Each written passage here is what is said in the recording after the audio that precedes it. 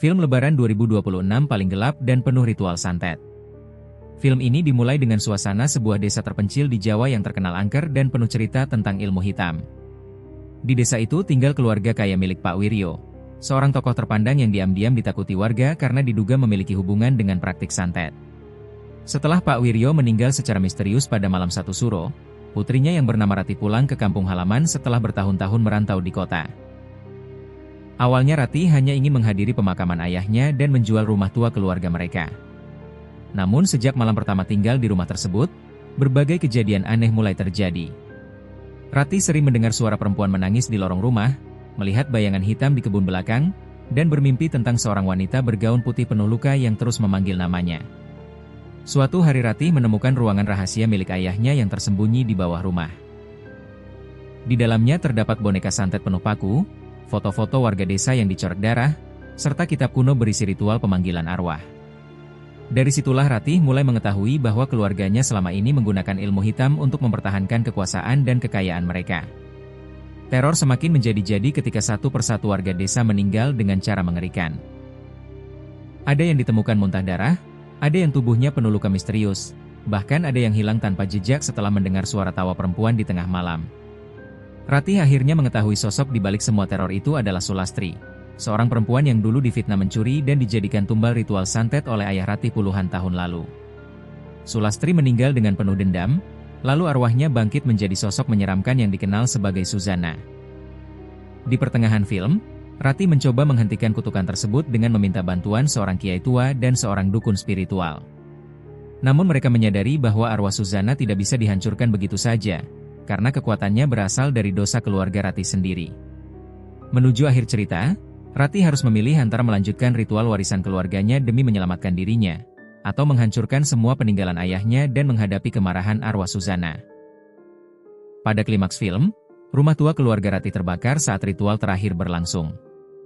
Suzana muncul dalam wujud paling mengerikan sambil menuntut balas atas semua dosa yang dilakukan keluarga tersebut. Rati akhirnya menghancurkan ruang ritual dan mengorbankan dirinya demi memutus kutukan. Namun di adegan terakhir, kamera memperlihatkan boneka santet yang masih utuh di tengah puing-puing rumah yang terbakar. Terdengar suara tawa lirih Suzana sebelum layar berubah gelap, menandakan bahwa kutukan itu mungkin belum benar-benar berakhir. Lebaran biasanya identik dengan film keluarga, komedi, dan suasana hangat bersama orang-orang tercinta. Namun tahun 2026 terasa berbeda. Di tengah ramainya film yang mencoba menghadirkan hiburan ringan, muncul sebuah film horor yang langsung menyita perhatian publik sejak trailer pertamanya dirilis. Film itu adalah nama Suzana, sendiri sudah menjadi legenda di dunia horor Indonesia. Sosoknya bukan sekadar aktris biasa, melainkan ikon horor yang selama puluhan tahun melekat di ingatan masyarakat. Karena itulah, ketika film ini diumumkan, banyak penonton merasa penasaran sekaligus takut. Apakah film ini hanya menjual nostalgia? Atau justru menghadirkan teror yang lebih gelap dibanding film-film Suzana sebelumnya? Ternyata jawabannya jauh lebih menyeramkan dari dugaan. Film ini bukan sekadar cerita tentang hantu. Ia membawa penonton masuk ke dunia santet, dendam, dosa keluarga, dan kutukan yang perlahan menghancurkan siapa saja yang terlibat di dalamnya. Awal cerita yang langsung membuat tidak nyaman. Film dibuka dengan suasana desa terpencil yang tampak tenang dari luar, tetapi menyimpan aura gelap yang sulit dijelaskan. Kamera perlahan menyorot rumah tua di tengah kebun tebu yang mulai mengering. Langit selalu mendung. Angin terdengar seperti bisikan. Bahkan suara gamelan di latar terdengar aneh dan tidak menenangkan. Di rumah itulah tinggal seorang perempuan bernama Rati, tokoh utama yang baru kembali ke kampung halamannya setelah bertahun-tahun pergi dari desa.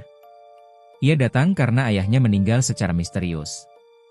Namun sejak malam pertama, Rati mulai mengalami kejadian-kejadian aneh. Ia mendengar suara perempuan tertawa di dapur tengah malam. Ia melihat bayangan hitam berdiri di belakang jendela. Dan yang paling menyeramkan, ia menemukan sebuah ruangan rahasia milik ayahnya yang dipenuhi sesajen, tanah kuburan, kain kafan, dan boneka santet penuh paku.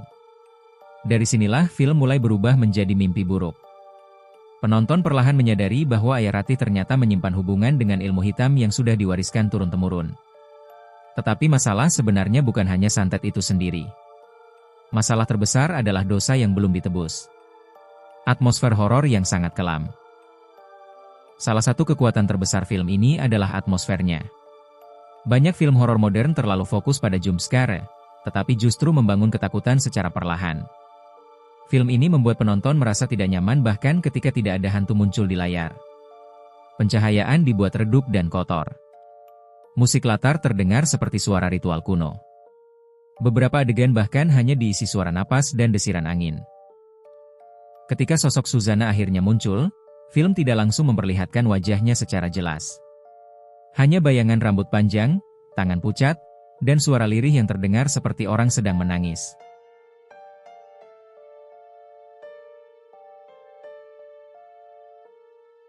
Justru karena itulah terornya terasa lebih kuat. Penonton dipaksa membayangkan sendiri sosok mengerikan yang sedang mengintai dari kegelapan. Dan saat wajah Susanna akhirnya diperlihatkan penuh, bioskop benar-benar terasa sunyi. Ritual santet yang terasa sangat nyata. Hal paling kontroversial dari film ini adalah penggambaran ritual santetnya. Banyak penonton mengatakan beberapa adegan terasa terlalu realistis. Mulai dari mantra-mantra Jawa kuno, proses penanaman media santet, hingga penggunaan darah dan sesajen tertentu. Film ini tidak sekadar menjadikan santet sebagai gimmick horor. Mereka benar-benar membangun dunia yang terasa hidup dan meyakinkan. Ada satu adegan yang paling dibicarakan penonton, yaitu ketika seorang dukun tua melakukan ritual pemanggilan arwah di tengah hujan deras. Kamera berputar perlahan sambil memperlihatkan lilin hitam, ayam cemani, dan kain putih yang mulai bergerak sendiri. Tidak ada jump scare. Tidak ada musik keras. Tetapi suasana adegan itu terasa sangat menyeramkan. Bahkan banyak penonton mengaku merinding sepanjang adegan berlangsung. Yang membuat film ini semakin menarik adalah bagaimana santet digambarkan bukan hanya sebagai ilmu hitam biasa, melainkan simbol dari rasa dendam manusia yang tidak pernah selesai. Semakin besar kebencian seseorang, semakin kuat kutukan yang lahir. Akting yang sangat meyakinkan. Salah satu alasan film ini berhasil terasa hidup adalah kualitas akting para pemainnya. Pemeran Ratih berhasil menunjukkan rasa takut yang sangat natural. Penonton bisa merasakan tekanan mental yang ia alami ketika mulai menyadari bahwa keluarganya ternyata terlibat dalam sesuatu yang mengerikan. Namun sorotan terbesar tentu jatuh pada sosok Susanna. Karakter ini tidak banyak bicara, tetapi kehadirannya mendominasi layar. Tatapan matanya kosong. Gerak tubuhnya lambat. Senyumnya terasa dingin dan penuh kebencian. Film ini berhasil menghidupkan kembali aura horor klasik Susanna tanpa terasa murahan atau berlebihan. Justru karena tampil lebih tenang dan misterius, sosoknya terasa jauh lebih menakutkan. Simbol-simbol tersembunyi yang membuat film ini viral. Setelah film tayang, internet langsung dipenuhi teori-teori dari penonton. Banyak yang percaya film ini menyimpan simbol tersembunyi tentang kutukan keluarga dan perjanjian dengan makhluk gaib. Ada simbol lingkaran hitam yang terus muncul di berbagai adegan. Ada suara bisikan terbalik yang katanya bisa terdengar jika audio diperlambat. Bahkan beberapa penonton menyadari bahwa jumlah lilin dalam ritual tertentu selalu sama, 7. Dalam budaya mistis Jawa, angka 7 sering dikaitkan dengan gerbang spiritual dan ritual pemanggilan. Apakah semua itu disengaja? Atau hanya kebetulan? Inilah yang membuat film ini viral di media sosial. Penonton terus membahas detail-detail kecil yang mungkin tidak disadari saat pertama menonton. Dan semakin dibahas, film ini justru terasa semakin menyeramkan. Ending explained, arti sebenarnya di balik akhir film. Bagian ending menjadi aspek paling mengejutkan dari film ini. Di akhir cerita, Ratih akhirnya mengetahui fakta mengerikan tentang keluarganya. Ternyata selama bertahun-tahun, ayahnya menggunakan santet untuk mempertahankan kekayaan dan kekuasaan keluarga. Setiap orang yang mencoba melawan akan dihilangkan melalui ritual tertentu. Namun ada satu korban yang tidak pernah benar-benar pergi. Korban itu adalah perempuan bernama Sulastri. Sulastri ternyata adalah sosok yang kemudian berubah menjadi teror utama dalam film. Ia mati secara tragis setelah difitnah dan dijadikan tumbal ritual keluarga Ratih. Sebelum meninggal, ia bersumpah akan kembali membawa kutukan kepada seluruh keturunan keluarga tersebut. Dan disinilah twist besar film mulai terasa. Susanna bukan sekadar hantu. Ia adalah manifestasi dosa keluarga yang terus hidup dari generasi ke generasi. Artinya, Selama dosa itu belum ditebus, teror tidak akan pernah berhenti. Pada adegan terakhir, Rati mencoba menghancurkan seluruh benda ritual milik ayahnya. Rumah tua mulai terbakar. Api membesar. Semua tampak berakhir. Tetapi beberapa detik sebelum film selesai, kamera memperlihatkan boneka santet yang ternyata masih utuh di tengah kobaran api. Lalu terdengar suara tertawa pelan. Gelap. Film selesai. Ending ini langsung membuat banyak penonton merinding karena memberi tanda bahwa kutukan sebenarnya belum berakhir.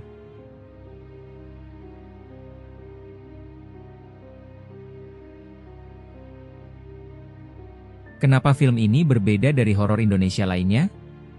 Banyak film horor Indonesia memakai formula serupa. Rumah angker. Hantu menyeramkan. Jumpscare berlebihan. Namun mencoba tampil lebih psikologis dan emosional. Film ini berbicara tentang rasa bersalah. Tentang dosa keluarga. Tentang kebencian yang diwariskan. Horornya bukan hanya datang dari makhluk gaib, tetapi juga dari sifat manusia sendiri. Dan justru itulah yang membuat film ini terasa lebih dalam dibanding kebanyakan film horor modern. Penonton tidak hanya takut. Mereka juga merasa tertekan secara emosional. Reaksi penonton di bioskop. Sejak hari pertama tayang, media sosial langsung dipenuhi komentar penonton. Ada yang mengaku tidak bisa tidur setelah menonton. Ada yang merasa suasana bioskop menjadi aneh saat adegan ritual berlangsung. Bahkan beberapa video TikTok menunjukkan penonton berteriak histeris ketika sosok Suzana muncul mendadak di layar. Meski tentu sebagian reaksi mungkin berlebihan demi konten, satu hal tidak bisa dipungkiri. Film ini berhasil menciptakan pengalaman horor yang sangat kuat. Dan di tengah banyaknya film horor yang terasa mudah dilupakan, itu adalah pencapaian besar. Itulah alasan kenapa banyak orang masih memikirkan film ini bahkan setelah keluar dari bioskop. Bukan sekadar film horor biasa.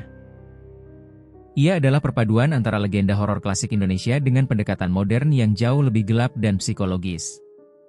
Film ini berhasil memanfaatkan ketakutan paling mendasar manusia.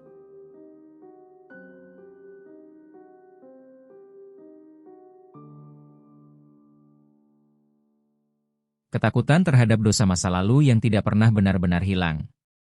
Dengan atmosfer menyeramkan, ritual santet yang terasa nyata, serta ending penuh misteri, film ini pantas disebut sebagai salah satu film horor Lebaran 2026 paling berani dan paling menghantui. Dan setelah menonton film ini, mungkin kamu akan mulai bertanya-tanya. Bagaimana jika kutukan memang bisa diwariskan?